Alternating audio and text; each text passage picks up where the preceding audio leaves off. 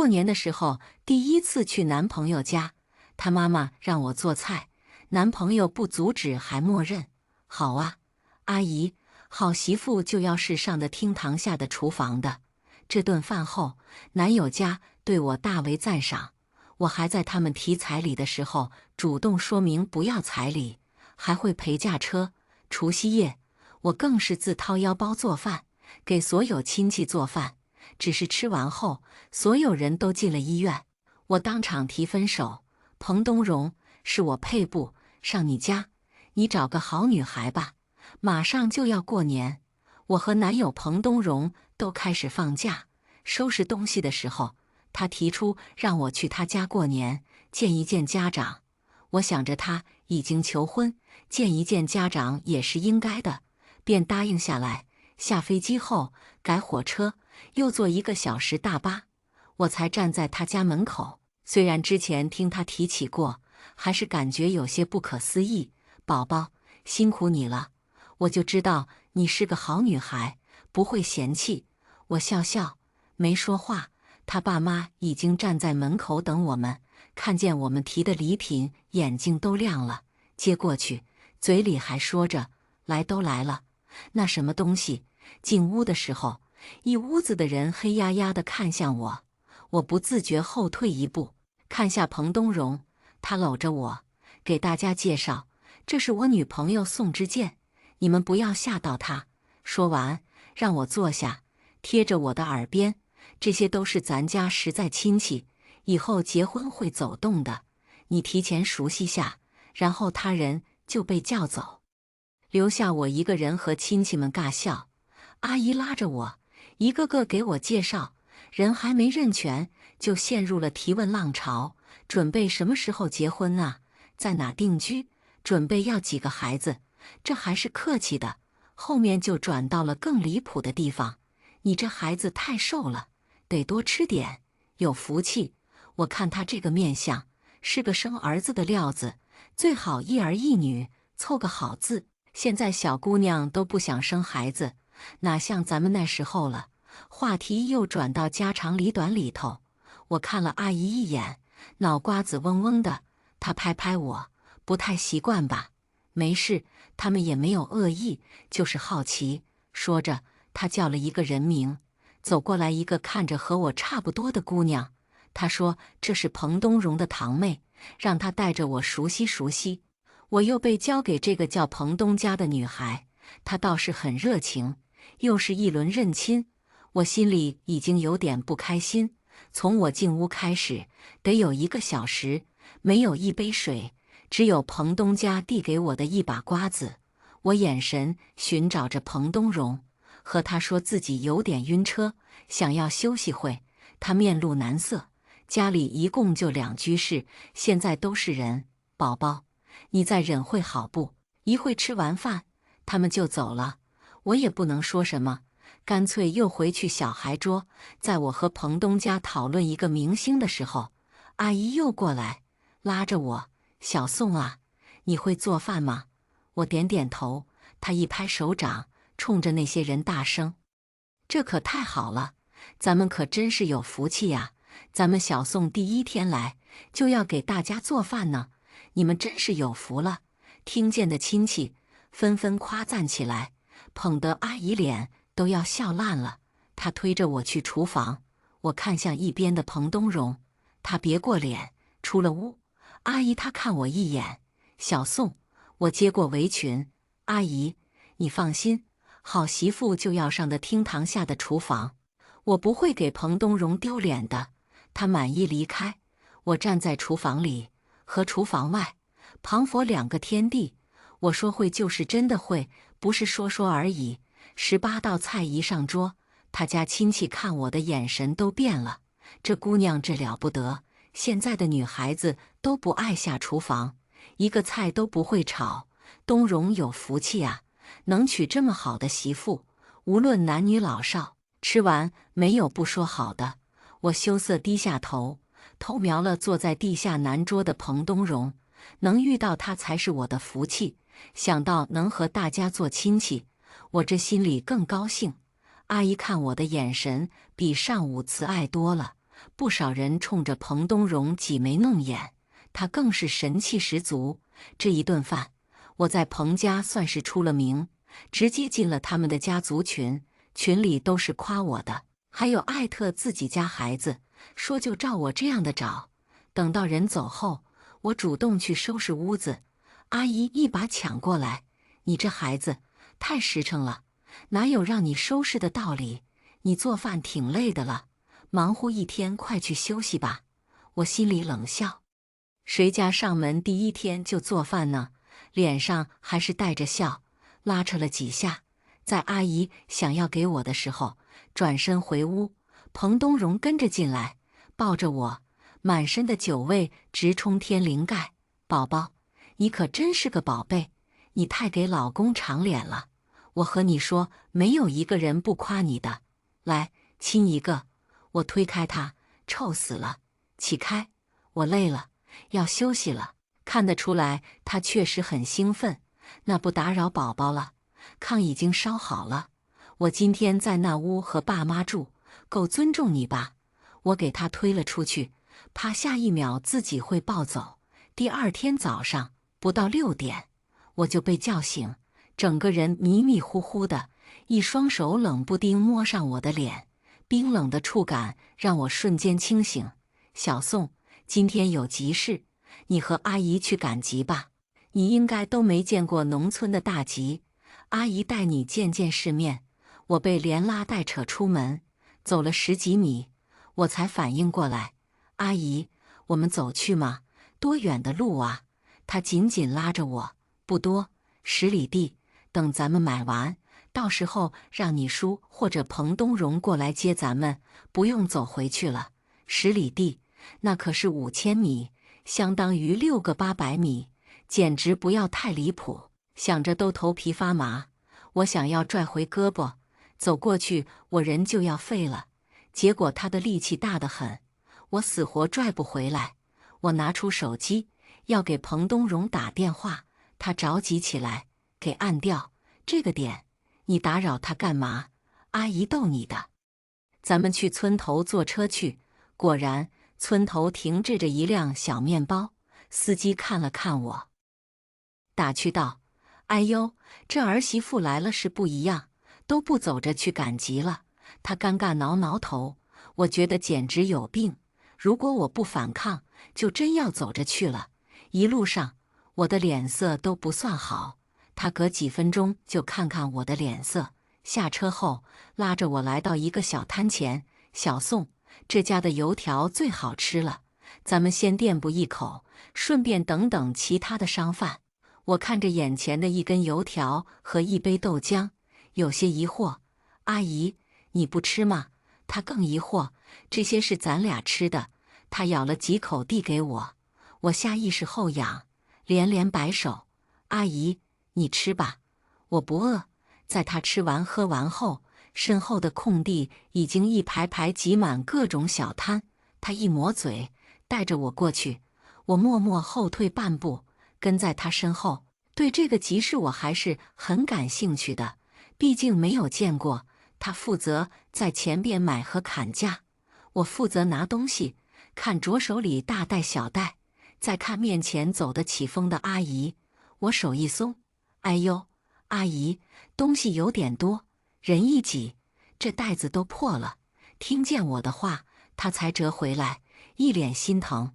哎呦，这都捡不回来了，你小心点呐，都是钱啊，对不起呀，阿姨，都是我的错，要不你罚我早上不吃饭了吧？身边的人已经一脸奇怪看向他，他赶紧拉着我：“这是什么话？不过一袋子东西，哪抵得上我未来儿媳妇？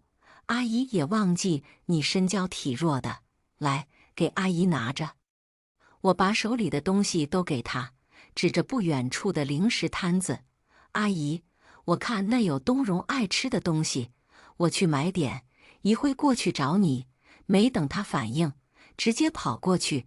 现在人已经多起来，隔几个人就看不见对方了。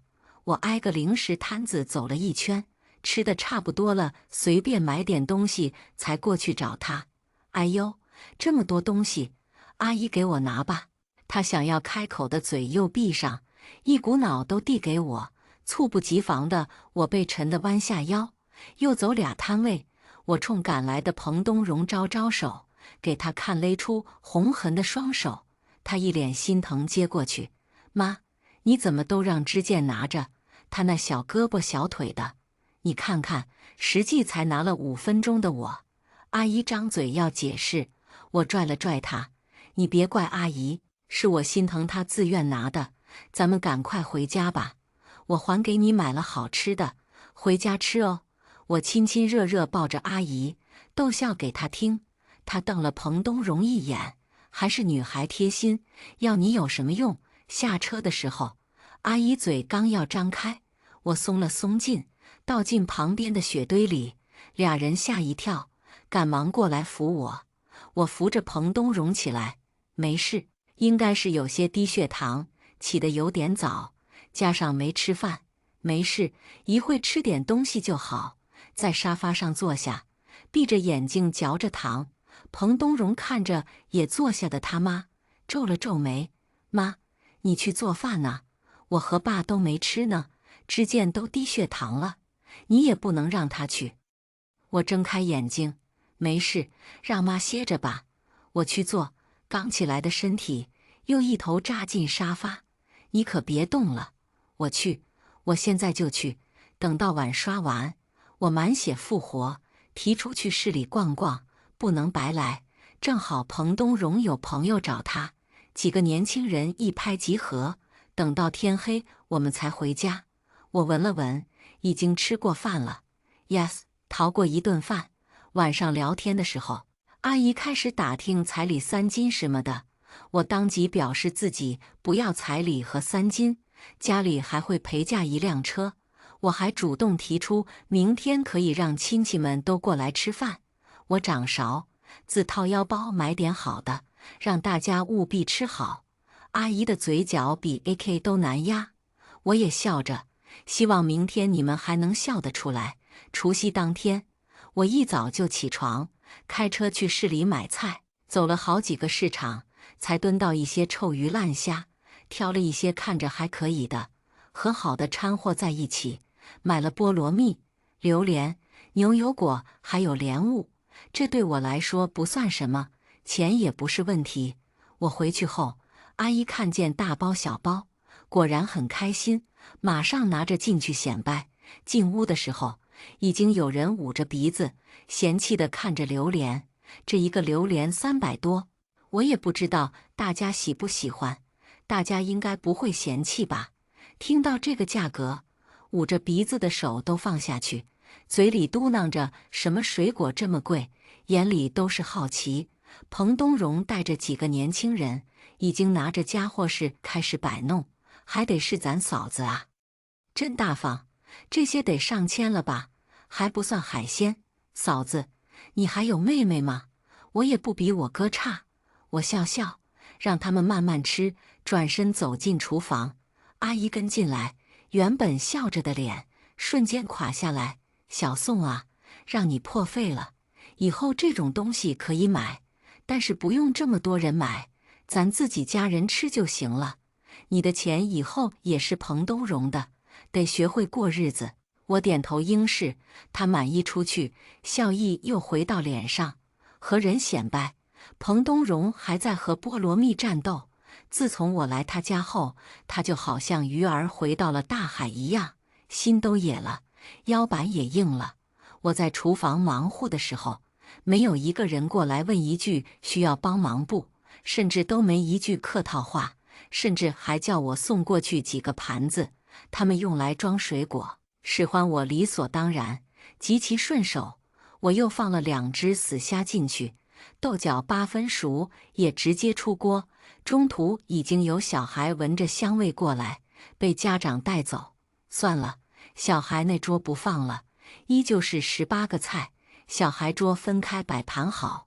我才出去，我带着一身油烟味出去的时候，穿得光鲜亮丽的众人皱了皱眉。小宋，饭做好了，赶快去换身衣服，不然一会拍照不好看。我应了一声，问了一句：榴莲还有吗？每个人都变得很忙，看天看地看电视，就是不看我。桌子上那些水果只剩了皮或者核，地上也是一片狼藉。我惊讶开口：“这么好吃吗？一口都没给我留啊！”彭东荣看看我，开始打圆场。大家有的人也是第一次吃，这不怕辜负你的好意吗？怕你觉得自己没买好？你看大家这么捧场，你多棒啊！我装着一副高兴的样子，说下次还给大家买。他们一瞬间又火起来，还点起来，说下次要吃猫王。阿姨隐晦翻了个白眼，招呼着众人入座，把这话茬岔过去。我家着凉菜吃，彭东家让我随意点，不用客气。我解释自己被油烟熏到，没什么胃口，他索性也不管我，和小孩抢着海鲜。上桌不过几分钟，已经见底。一顿饭吃了1个多小时还没吃完，我借口起得太早，回屋里睡会。进屋吃了点东西，一会还要演戏，不吃饱怎么可以？看着视频，不知不觉睡了过去。不知道过多久，我被人拍醒：“小宋，醒醒，你的饭是不是下毒了？怎么大家都不舒服？”卡点，我瞬间清醒。什么下毒？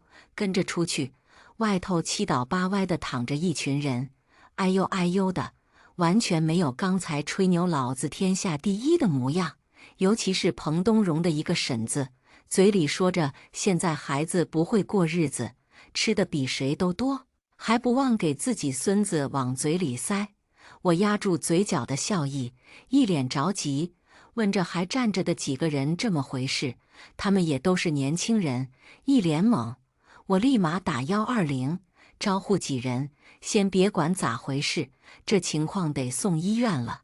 你们出个人去村口等着带路。提前说了人数，也只来了3辆救护车，毕竟还得考虑其他情况。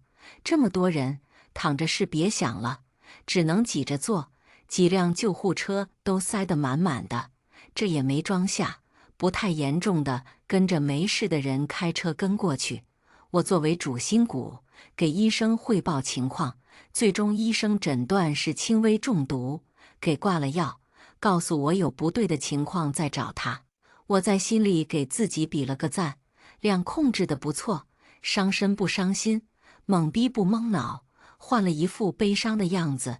我坐回彭东荣身边，一脸心疼：“你好点没有？医生说问题不大，挂完药就能好点。这怎么回事啊？有症状轻点的，现在已经不哎呦了。”看着我一脸怀疑。大家吃完你的饭菜后才开始拉肚子，有的都已经拉虚脱了，还能是怎么回事？一定是你的菜有问题。有人开头，其他人也开始附和起来。就是我们来时好好的，这吃完饭就躺了，一定是吃的，要不就是你那水果有问题。说那么贵，实际谁知道呢？可不，就算不是你的菜，也是你家的吃的有问题。一时间，我成了众矢之的，好像当初一个个吃得满脸开花的不是他们一样。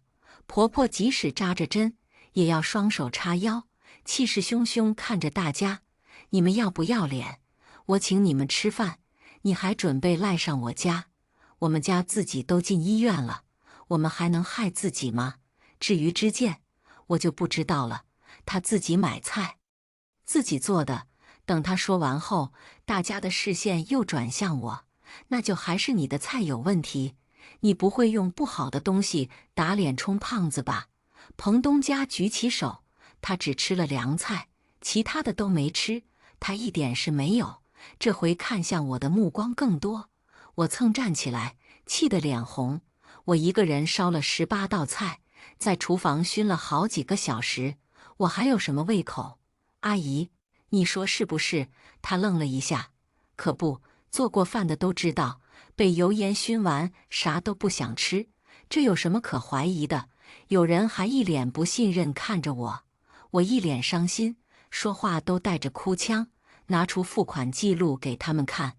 我一大早起来，专门去市里买菜，还是花自己的钱，花了2000，买水果又是1000多，看到没？这是付款记录。回去又做了这么多人的菜，你们不念我的好就算了，还怀疑我。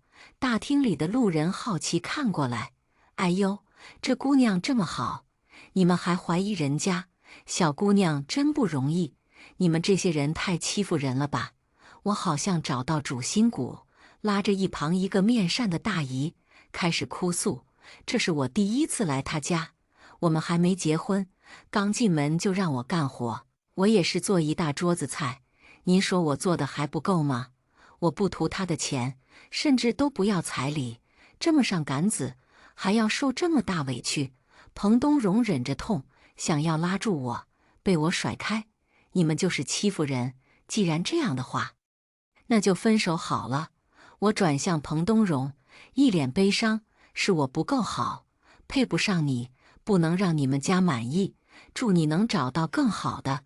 话音刚落，我已经跑出去，刚才出来的时候，我就已经把包带了出来，我就没打算再回去，这已经是我忍耐的最大限度。我前脚刚出医院大门，后脚就被拽住，是他的一个堂哥，没记住叫什么名字。那个弟妹，你不能就这么走了呀！我抹了妈脸，没有眼泪，这就尴尬了，立马侧过脸。我留下还有什么用呢？现在大家都在怀疑我，难道站着被人骂吗？他挠了挠头，大家也不是针对你，这不是正常的推理猜测吗？确实你嫌疑最大。我冷下脸，那你们报警吧，我等着警察传唤我。没走2步，又让他拽住。弟妹，你要走也行，你受委屈了，东荣哄你是应该的，但是现在你能不能先把医药费缴了再走？医生说他们要留院观察1晚。我指了指自己，他点点头，这事毕竟因你而起，于情于理都应该你出。声音越来越小，眼看着一辆出租过来，我看了一眼，他抓着我的胳膊，松开我，我转给你。松手的一刹那，直接钻进出租车，让他开去机场，买了最快的飞机回去。看着彭东升打过来的20几个电话，在上飞机前接通了一个，掐了自己一把，带着哭腔：彭东荣，你很好，不要再联系我了。我祝你幸福。挂完电话，立马拉黑一条龙，然后哈哈哈大笑。身边的人看我一眼，眼里都是害怕，以最快速度换了位置。我收敛一下，发了一个青春疼痛朋友圈，过了半个小时，又点了删除。回家后，我和父母吐槽了3天，感觉心情才舒畅，导致我妈见我一开口就塞吃的，她让我闭嘴，说再听下去她就该结节了。我估摸着时间差不多了，主动又把她加回来，她马上同意。一个电话打过来，看着眼前的洋葱，眼泪和泄洪一样。东荣，你还好吗？他不太高兴的声音传过来。你还知道加我？你知道我这几天联系你多少次吗？眼泪已经模糊了我的视线，我抹了一把，心里发出尖锐保鸣。这是我扶着洋葱的那只手，这回是真的一把鼻涕一把泪，连他的声音都温柔不少。只见那个事只是个意外，我没怪你，我父母也不怪你，咱们的感情不会改变。我吸了吸鼻子，真的吗？你还愿意接纳我吗？即使我破产了，我需要彩礼，但是不能陪嫁车了，你也依然爱着我吗？当然，你是我的。还在深情告白的他突然停住，语气十分激动。什么？只见你说的破产是真的吗？大过年的，这玩笑可不好玩。我只嘤，刚刚给了新出生的小侄子好几万，我可不是要破产了。我的情绪是真的。我知道出尔反尔不好，但是我真的没办法了。彩礼你给10万就行，好不好？他那头沉默好几秒，传来他断断续续的声音：喂，知见，信号，晚点在。我听着挂掉的电话，冷笑。电话那头，他妈说让他赶紧去见那个女孩，可是一点没卡顿呢。谁能想到呢？去他家第一天晚上，我想出去找口水喝，就听见他们那屋里，他妈和他说，不哪个姨给他介绍了一个女孩，条件很不错，让他去见见。他没拒绝，说我家里做生意的，家里有点小钱，而且还是独生女。他妈没说话。第二天我说不要彩礼还陪送车后，晚上他妈就说已经回绝了女孩那边，让他务必把我拿下，还说我一看就是个没什么心眼的人，也随和，以后也好拿捏。他一笑，说我就是单纯。他当初群发了好几个单身女性，只有我上钩了，而且舍得给他花钱，出去吃饭都争着付款，我恨不得给自己一拳。我本身并不在意这些，觉得他挣钱更辛苦一点，心疼他，反倒成为他炫耀的资本。也是那个时候，我告诉自己，忍一忍，总要留点利息。我在联系彭东荣，他明显对我冷淡许多，依然搭理人，但不叫宝宝了，也不主动联系我，有种不掩饰的敷衍的感觉，话里话外。他还在试探着我是不是真的破产了，有没有欠款之类的，生怕我是骗他的，怕失去我这个金大腿。我为了让他相信，连咖啡都找0.1块钱的买，喝了好几天，还发了几次朋友圈，各种会员都取消了，连续包月，去请教他拼好饭怎么用，还有各种领券的事宜，让他拉我进去。他发了我一个省略号，嘴上安慰着，之后的态度明显一次比一次差，更是10次发消息有8次都找不到人。对于其他人，他就是秒回。某天，我发现他头像换成了情侣头像，背景也不是我了。我问他，也没得到回复，倒是直接在朋友圈发了一张图片，是他和另一个明显女孩的双手紧握的照片。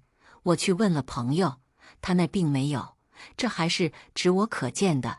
不公布的原因，大概还是对我还心有期待，进可攻退可守。那我当然不能让他失望，直接打过去，情绪崩溃质问他。他开始和我哭穷，你也知道我家的情况的，哪拿得出10万彩礼呀？而且你家的欠款给我一辈子我也还不起。之见，我还是爱你的，但是家里非逼着我去见那个女孩，我无泪干气。那我怎么办？我那么爱你，你要抛弃我吗？他比我真情实感多了。只见他不要彩礼的，虽然不像你一样优秀，没有陪嫁车，但我是个俗人，只能向世俗低头。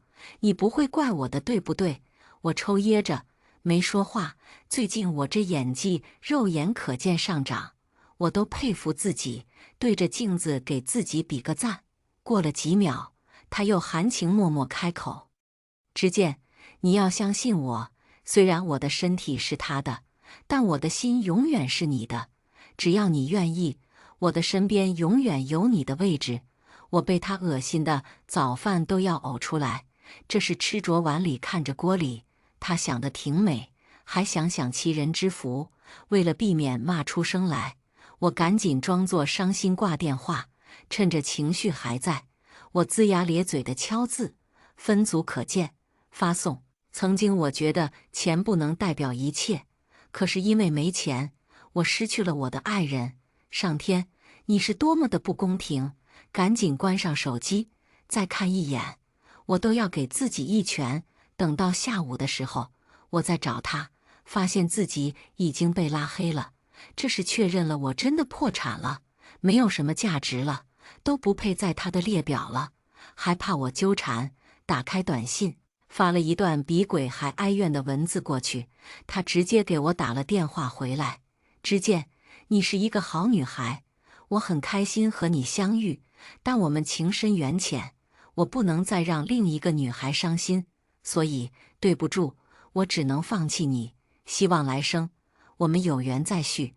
之后，他拉黑了我的所有联系，某音、某书等等，就连800年不上的企鹅也删了，甚至还打了我养的小鸡一顿。这我能忍，当时就摸去他那，给他的小鸡也揍了一顿，还收了不少能量，顺手关了亲密付，差点忘记了。再给他花1分钱，我都会心痛。想到自己付出的这1年，时间和金钱，简直想戳瞎自己。事情到这，在我看来就可以结束了。我出了气，也避免了他以后再找我吃回头草恶心我。但是不久，我听说了他并没有和那个女孩结婚，原因是女孩家要5万彩礼，意思做个面子功夫，到时候会带回去给小两口的新家。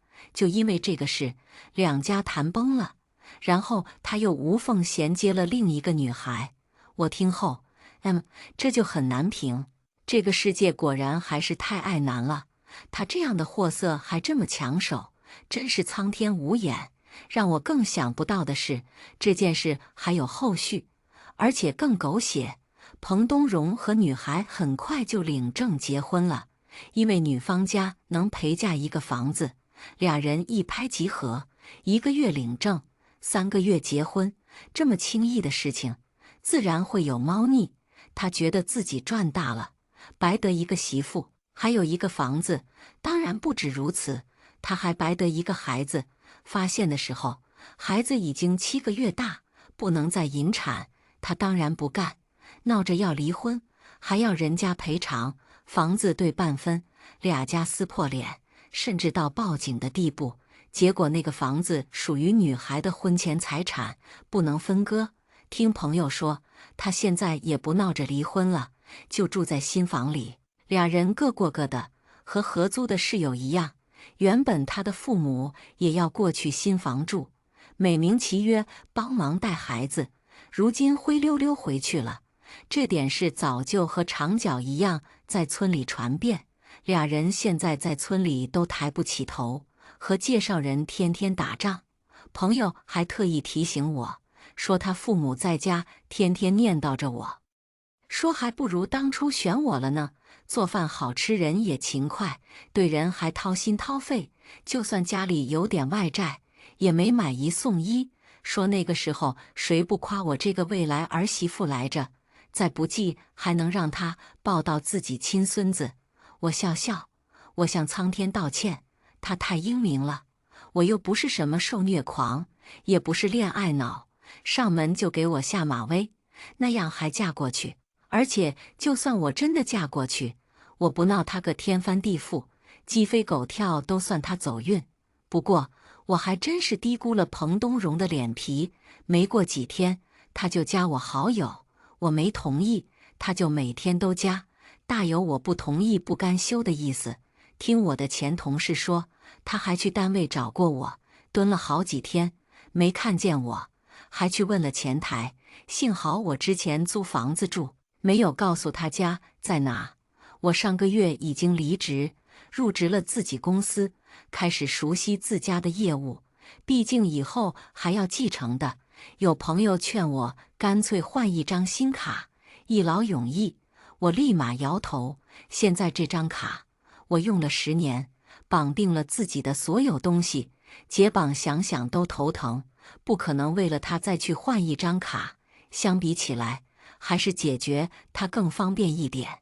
我直接发了2张照片，一副拼接的墨镜，一个年轻的男人，一个年轻女人，还有一张戴着戒指十指相扣的手，配上我也找到了满眼都是我的人，彩礼50万，6金，不催生不同住，生活很慢，余生很长的文案。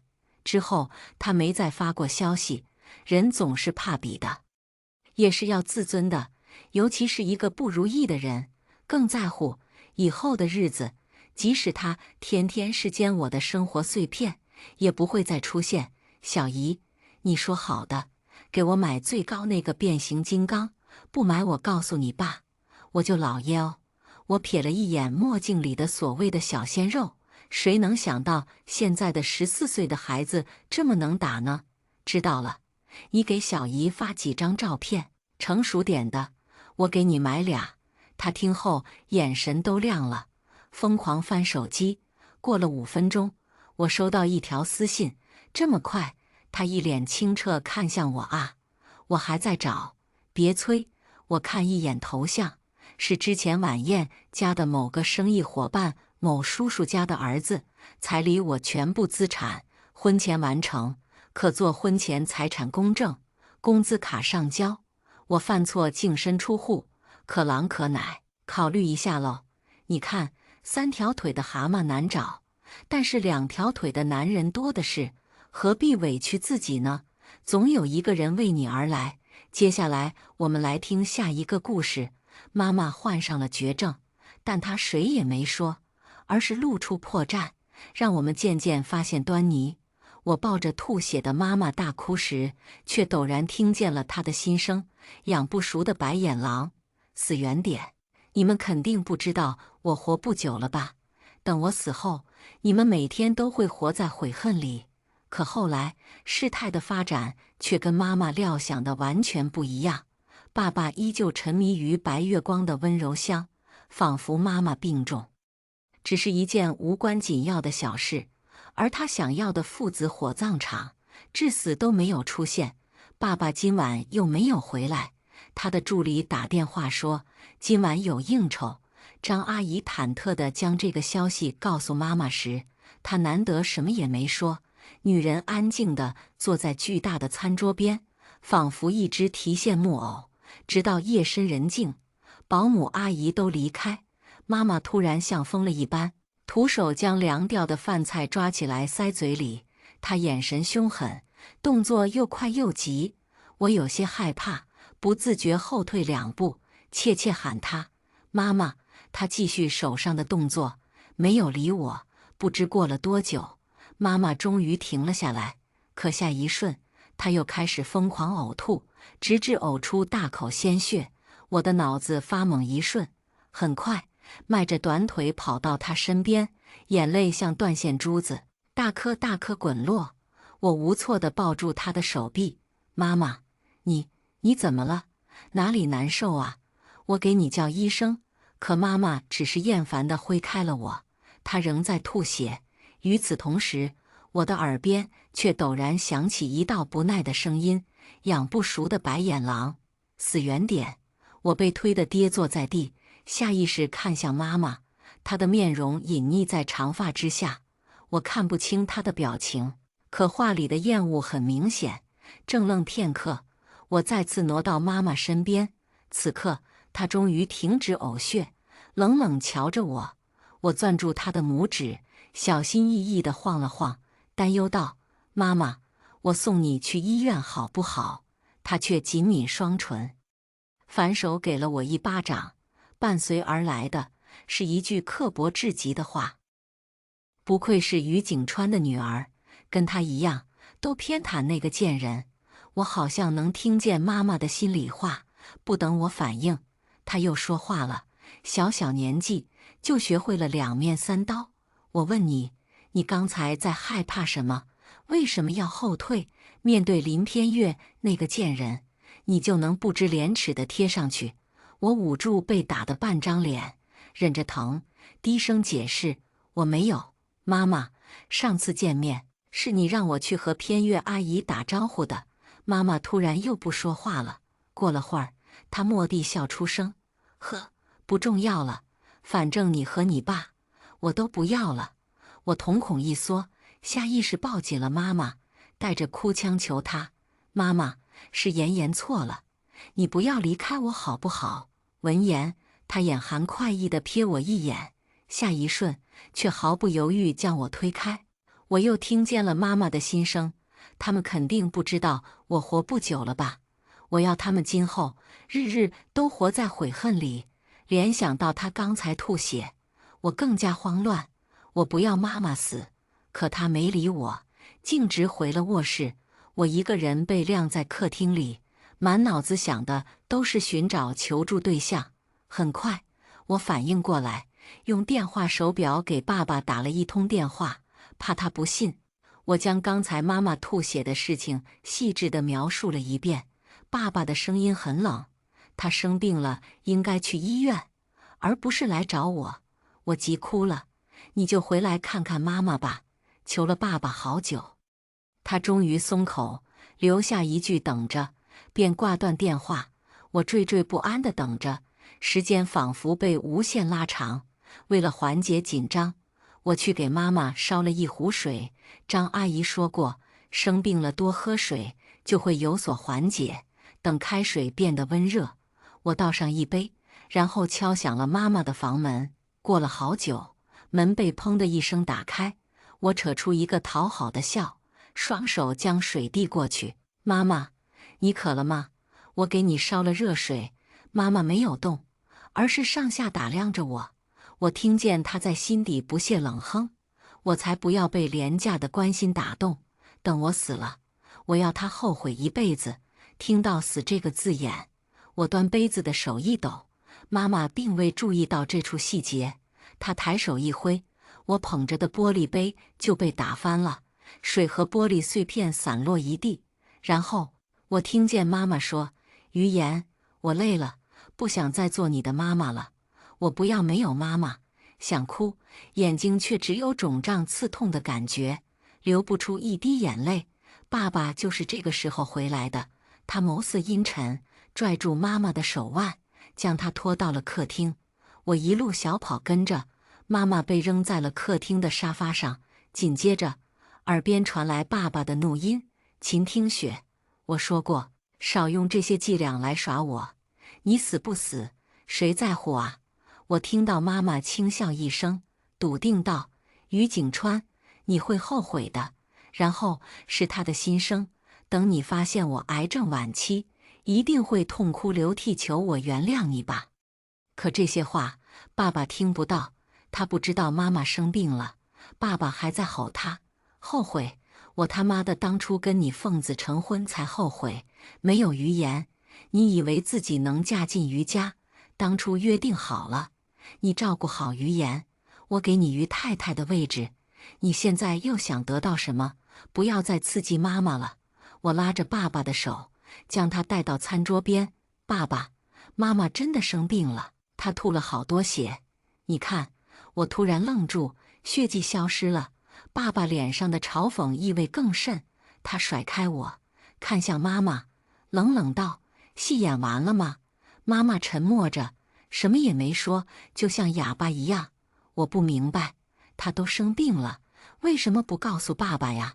妈妈的心声又出现了，带着扭曲的快意：“呵，血迹早就被我清理了。于景川，我才不会开口告诉你。我活不了多久，我要让你自己发现，直到我命不久矣的那一刻，才恍然意识到有多爱我。”某一瞬间，我觉得妈妈像极了阿 Q。爸爸开车走了，偌大的别墅又只剩下了我和妈妈。没人相信他真的生病了，因为心里揣着事，我一整晚都没睡好。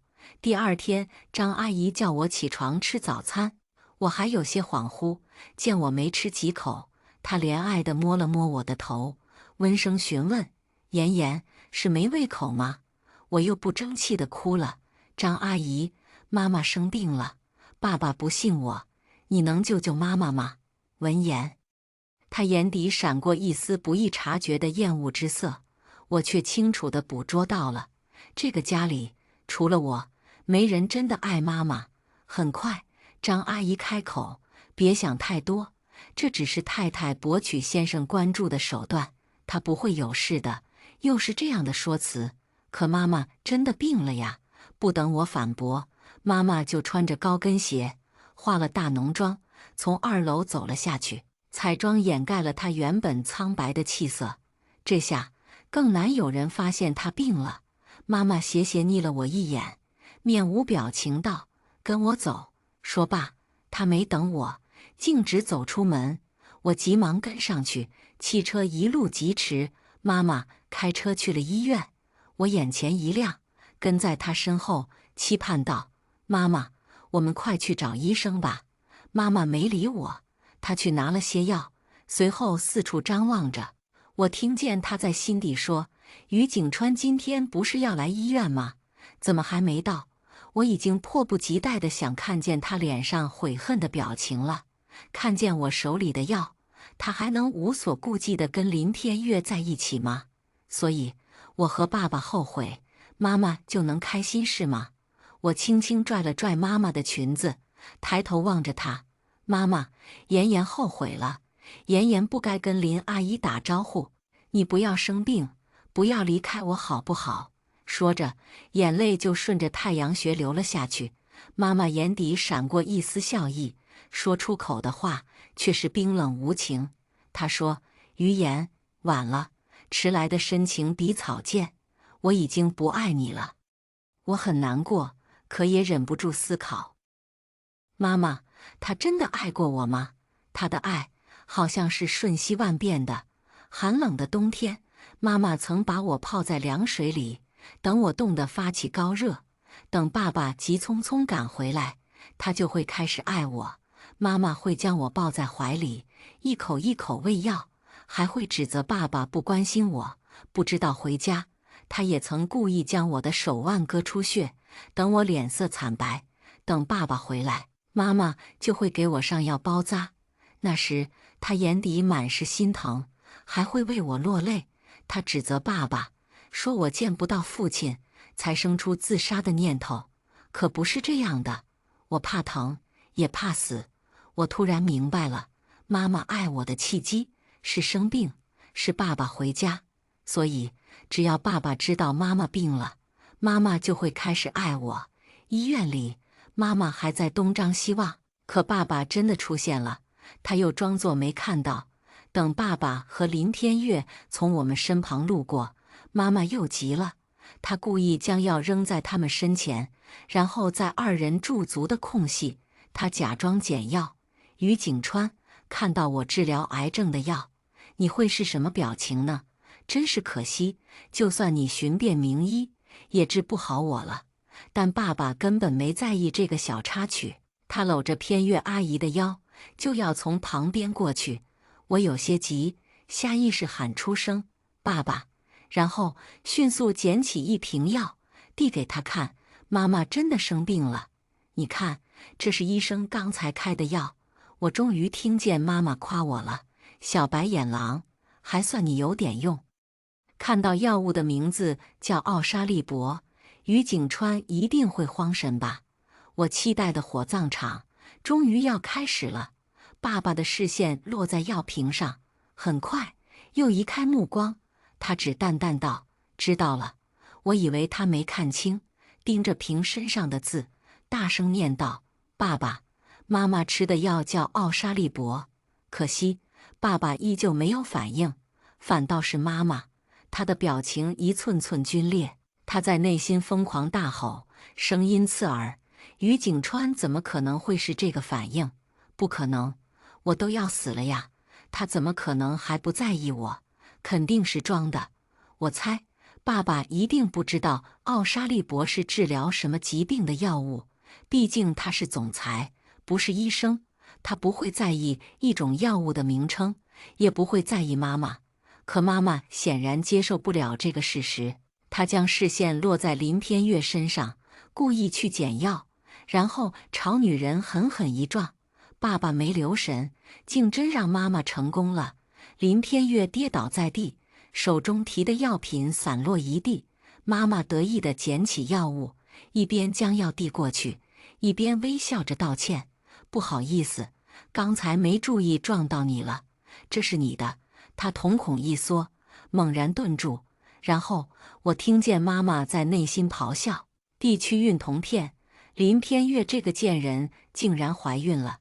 于景川来医院，竟然是为了给她拿安胎药，难怪他从始至终都不在意我。”爸爸把药物接过去，嗓音仿佛淬了冰：“秦听雪，我说过很多次了，不要在我面前玩这些小把戏。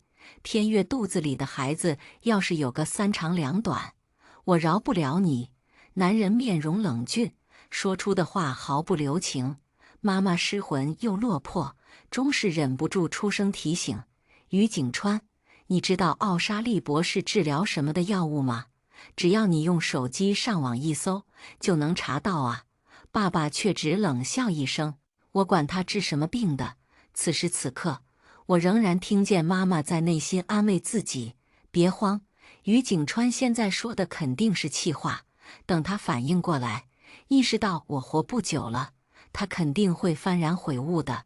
到时候林偏月肚子里的孩子也会被他打掉。”然后我就听见妈妈故作失望的开口，她嗓音里满是疲惫：“于景川，就这样吧，我不要你了，于言我也不要了。”可爸爸并没有给妈妈台阶下，他甚至出声嘲讽：“是谁当初非要生下孩子，非要嫁给我的？我逼你了吗？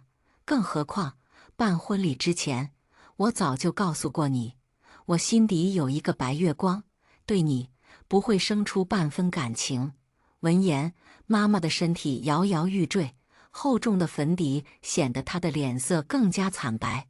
爸爸走了，带着偏月阿姨走的，妈妈也带着我回到了别墅。一到家，她就开始收拾东西。我没由来的有些恐慌，大着胆子制止她，而后恳求道：“妈妈，不要走好不好？”妈妈甩开我，神色冰冷，她质问道：“于言，你刚才为什么不帮我说话？在你心里，只有那个小三，对不对？”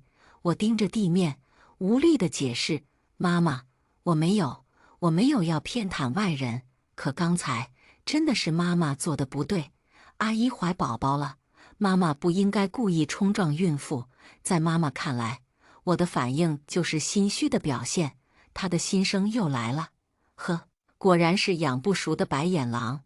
这对父女都是一个模子里刻出来的，满心满眼只有那个贱人。”我害怕地捂住耳朵，不敢去听，可声音还是顺着缝隙钻进了耳朵，心脏就像是被一只大手捏住，我难受得快要喘不过气了。妈妈的动作很快，行李已经被收拾好了，她提着箱子，头也不回地离开。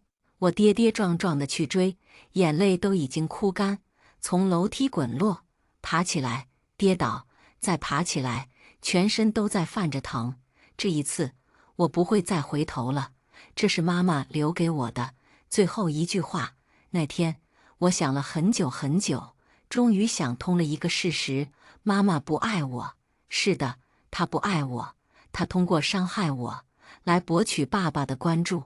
我只是她获取爸爸的注意力的工具，失去了这个作用，她就会毫不犹豫地抛弃我。所以，妈妈，让我来打破你最后的幻想吧。妈妈走后，偌大的别墅只剩下了我一个人，但她依旧跟我保持联系。几天前，妈妈给我打电话，她说她要去医院检查身体，如果想见她的话，就得带着爸爸去她指定的地方。我知道妈妈是什么意思，伤害自己身体这件事，我早就得心应手。很快，我就发起了高热，并且掐准时间给爸爸打电话。起初，他陪着林偏月，不愿意来看我。可爸爸不来，我就死活不愿意去医院。他们都犟不过我。爸爸回来时，我已经烧得意识模糊。他摸了摸我的额头，连忙背着我往医院的方向赶。一路颠簸，爸爸的声音也时而清晰，时而模糊：“小兔崽子，你妈不虐待你了，你倒是自己虐待起自己来了。下次再这样，老子非得打断你的腿！”我趴在爸爸宽阔温暖的背上，头一次感到片刻的安心。到医院后，爸爸忙带着我去看医生。在经过一扇半掩的门时，我听见了妈妈的声音。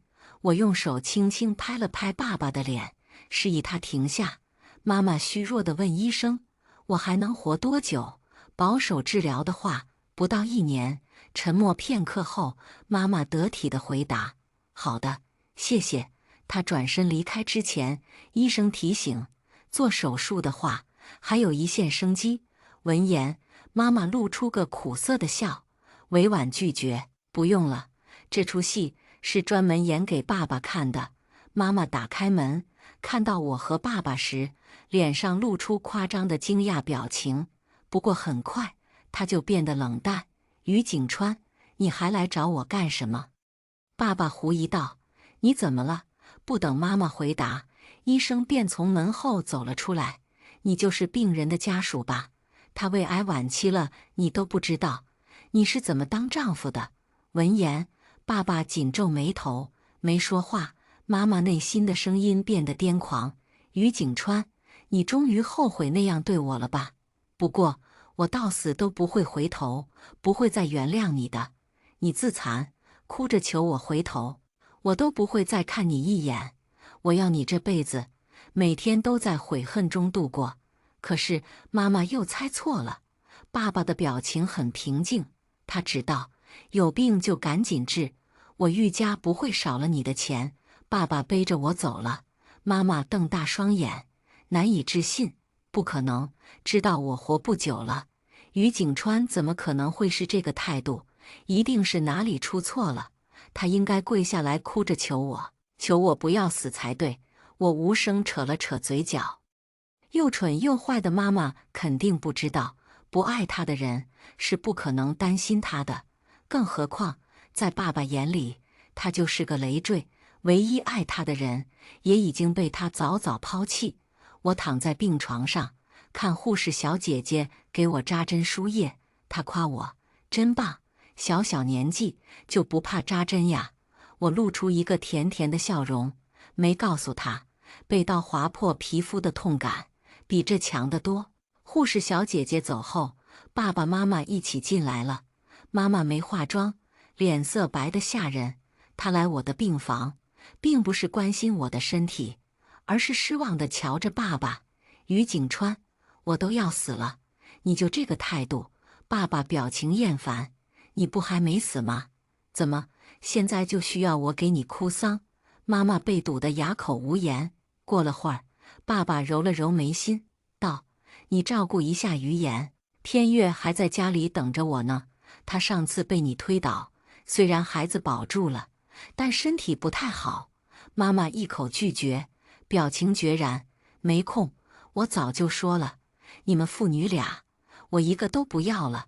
别在我面前装可怜了，我是不会心软的。”听到这些话，爸爸被气笑了。他头一次说这么多话。秦听雪，当初是谁非要生下这个孩子的？我给你500万，你都不愿意打掉。现在觉得于言是拖油瓶了。当初你利用他，伤害他，逼我回家时，怎么不是这个态度呢？你那些小把戏，谁不知道啊？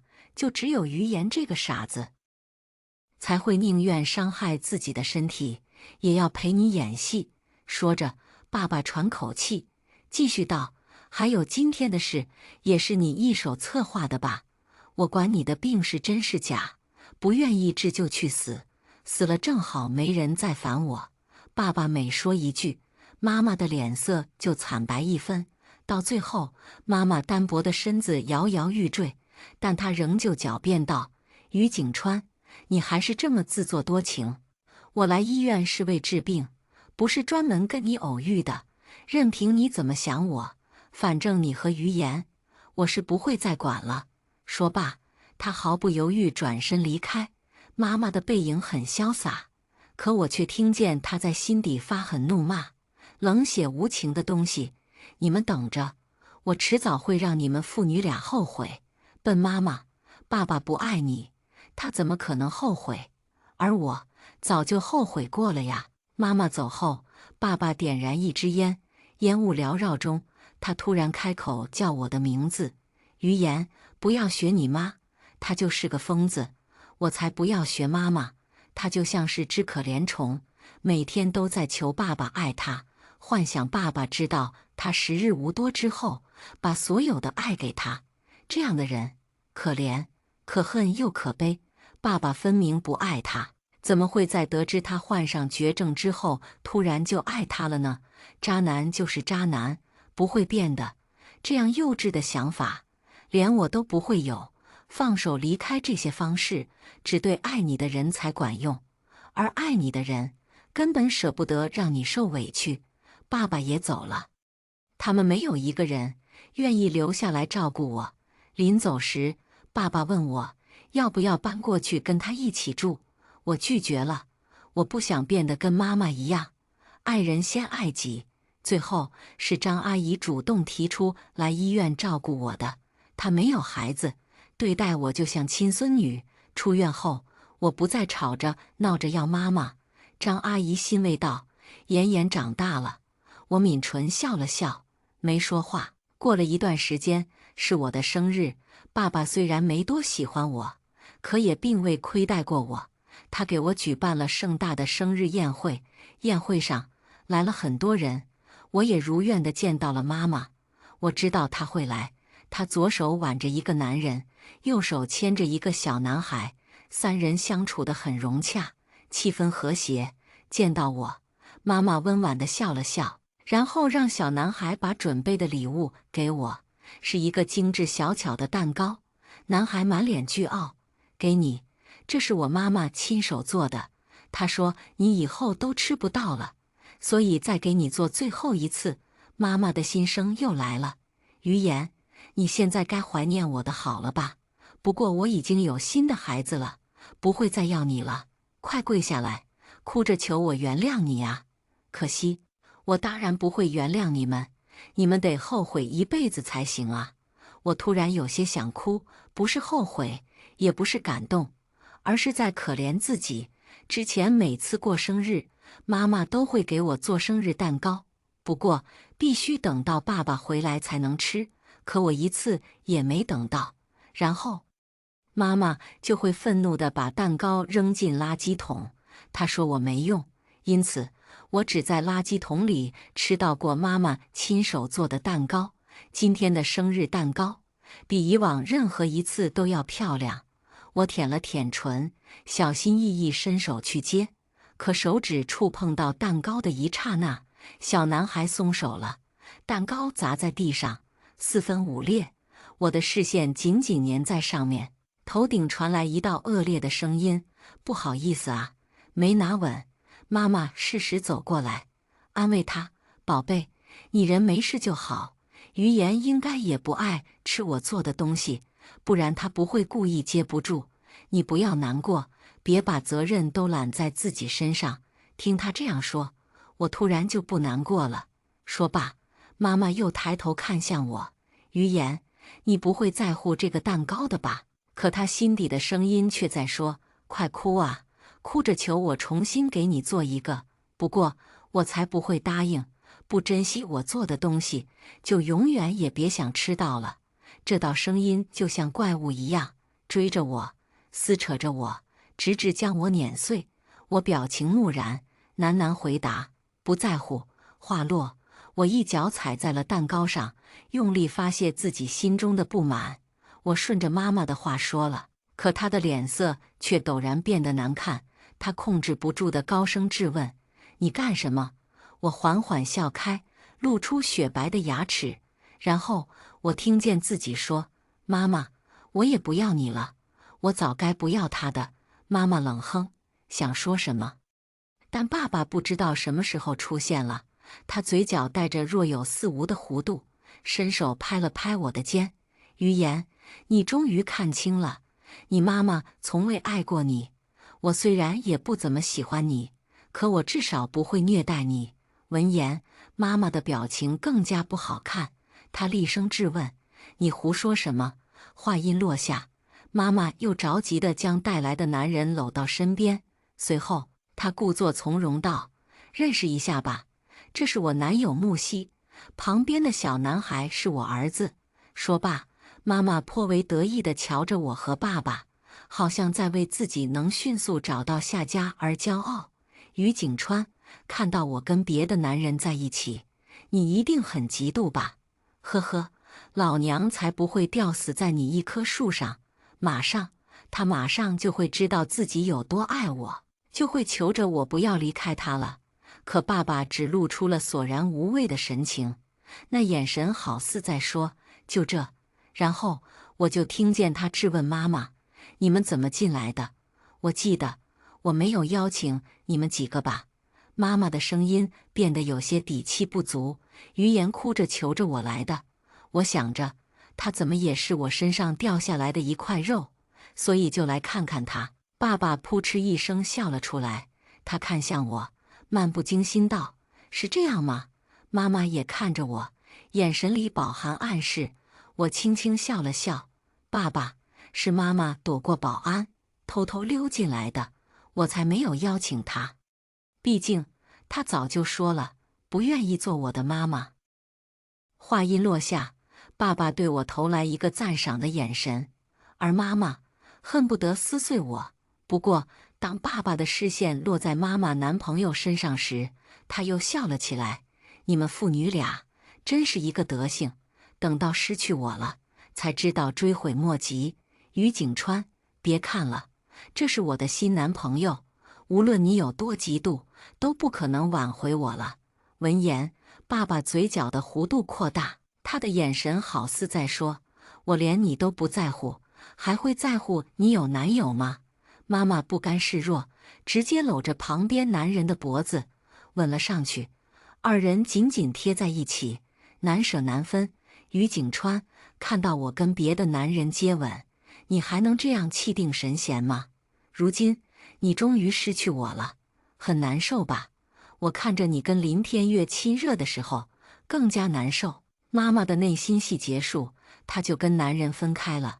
可从始至终，爸爸的情绪没有一丝波动，他甚至蒙住我的眼睛，轻声提醒：“小孩子不要看这些，容易长针眼。”这句话彻底让妈妈破防了，平静的假面被他撕碎。他冲上去就要和爸爸对峙：“于景川，你还算不算男人？你的女人都跟别人亲嘴了，为什么你还是无动于衷？”闻言，爸爸终于懒懒掀起眼皮，他纠正道：“我的女人只有林天月，你算老几？”